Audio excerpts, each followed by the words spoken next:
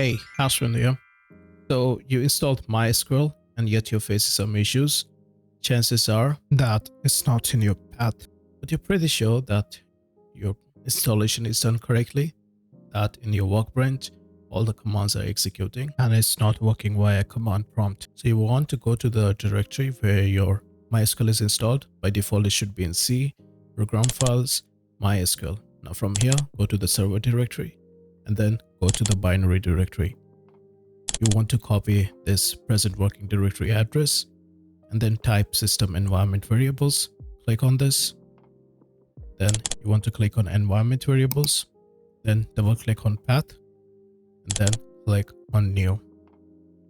Over here, just paste the address and then press on OK, then press on OK again, and then press on OK again. Now you can run your MySQL from your console. Just enter the password which you created while installation.